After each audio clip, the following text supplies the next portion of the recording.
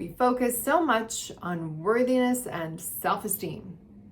I know, it's been going for about 30 plus years now, and it's led to a lot of actually crippling of children. And honestly, people don't even understand entirely why they're important. But I will tell you, worthiness is the core of most every healing journey. And what attacks worthiness is a thing called shame. Now, shame is different than guilt.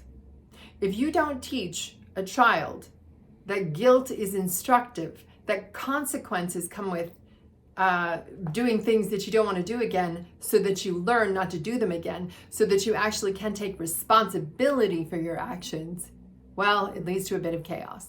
If you don't separate guilt and shame, you won't understand either that shame attacks the worth of the person. And if you destroy a person's worth, and not because they've actually done something to feel guilty of, but because you're simply shaming them, attacking their very value, they will not perform to be the individual, the miracle that they are meant to be on this planet. And if you knew how rare it was that you, the very specific being that is you, that is here on this planet, in this genetic makeup right now, with the experiences that you have right now, you'd realize that you are worth a lot of love and respect and belonging. That is for everybody. So we need to learn how to attach guilt appropriately to the actions that we don't want to repeat again, and how not to shame in order to be healthy, happy, functional, and contributing members of society who are responsible for their actions. Do you know the ways in which people are shamed? It's not in anything they do. It's not anything to do with their actions. We shame people by the way they look, by not behaving in a way that we think is societally appropriate for, say, a man and a female. And the reason I break it up by gender is because actually shame follows gender lines. Whatever we define as being female, well, anything that you say is feminine, well, we'll attack what we believe is not feminine. Women, you know what I'm talking about. So if you think a woman should be tall and willowy and slender and move with an incredible grace and never swear, right? Those things.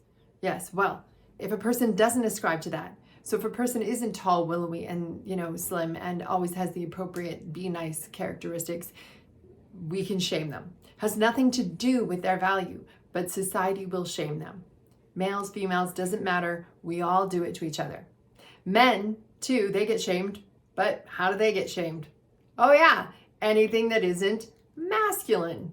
That's how we attack their shame, right? So anything that we don't attribute as being the strong, tough, hero, essentially, right? So anything that doesn't ascribe to that, well, that's what guys get picked on for. Those are examples of shame. Of course, there are many, many examples of shame, but I'm just showing you that shame isn't about something somebody's done. Shame is about who they are as a person, and that's where it attacks. It's not kind, it's not productive, and it will not grow the people in the society that we really need. However, it is making for some pretty hardy, unstoppable, and uncrushable dandelions once they figure it out. And just in case you're wondering, one of the big clues that you can decide for yourself if you're being actually shamed by somebody, if they're name calling. Name calling is an absolute dead ringer for shaming. Don't accept it. Don't allow it. Don't let it continue. If we really want to hold people accountable, then we need to talk about their actions.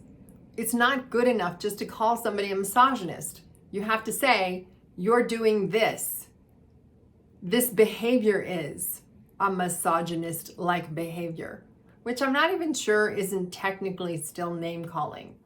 I mean, I'm attacking the behavior, not the person, but that word is pretty inflammatory. So be cautious about how you go about saying these things. It's not that everybody you run into is kind, because they're not. It's not that everybody you run into isn't guilty of bad behavior, because we all are guilty of bad behavior. But you want to be clued in to the fact that unless you're attacking somebody's actual behavior and that you actually have facts for that behavior, you're shaming somebody. And we see it so much right now on social media. That behavior and that action is worthy of guilt. And if this were the old days and this was a village, we'd be turning our backs on you instead of subscribing to your channel. If you're a dandelion, write it down below. And if you resonated with this, subscribe, hit the bell, the button, the buzzer, throw an arrow at it, whatever you makes the algorithms and YouTube happy. That would be great.